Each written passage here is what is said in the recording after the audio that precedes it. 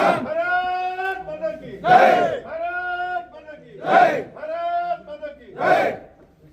सैनिकांमुळे देशातील नागरिक सुरक्षित, त्यांच्या कार्याला सलाऊट. बसवराज पाटील.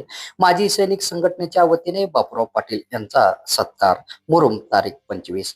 सैनिकांच्या सेवेमुळेच आज देश आणि देशातील नागरिक सुरक्षित आहेत, त्यांच्या कार्याला सलाऊट असे प्रतिपादन माजी मंत्री बसवराज पाटील यांनी केले. जिल्हा बँकेचे चेअरमॅन बापूराव पाटील यांनी मुरुम नगर परिषदेवर नगराध्यक्षपदी प्रचंड बहुमताने विजयी मिळवून एक हाती सत्ता काबीज केले. या अनुषंगाने दिनांक 25 वार गुरुवार रोजी मुरुम येथील पाटील निवास प्रांगणात जिल्हा माजी सैनिक संघटना व उमरगा तालुका माजी सैनिक संघटना यांच्या वतीने बापूराव पाटील यांचा सत्कार कार्यक्रम पार पडला आणि या कार्यक्रमाचे छोटेखानी सभेत रूपांतर झाले. या प्रसंगी पाटील बोलत होते.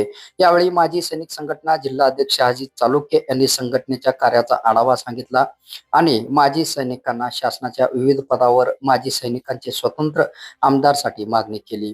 पाटील परिवाराने आम्ही मागणी करण्याआधी माजी सैनिक संघटनेतील 2 व्यक्तींना मुरुम नगर परिषदेवर नगरसेवक म्हणून काम करण्याची संधी उपलब्ध करून दिल्याबाबत चालुक्य यांनी पाटील परिवाराचा आभार मानून माजी सैनिकांना यापुढेही आपल्याकडून सन्मान मिळावे अशी अपेक्षा व्यक्त केली. यावेळी माजी सैनिक संघटनेच्या वतीने माजी मंत्री तथा भाजपा लातूर ग्रामीण जिल्हा अध्यक्ष बसवराज पाटील, नवनियुक्त नगराध्यक्ष बापूराव पाटील, भाजप युवा नेते शरण पाटील व नवनियुक्त नगरसेवक राजेंद्र बेंडकाळे, रूपचंद गायकवाड यांचा यथोचित सत्कार करून शुभेच्छा दिल्या. या प्रसंगी पुढे बोलताना बसवराज पाटील म्हणाले, सैनिकांमुळे देश व देशातील नागरिक सुरक्षित आहेत आणि देश सेवेसाठीचा सैनिकांचे योगदान फार मोठे आहे. त्यांच्या कार्याला आमचा कायम सलाऊट आहे.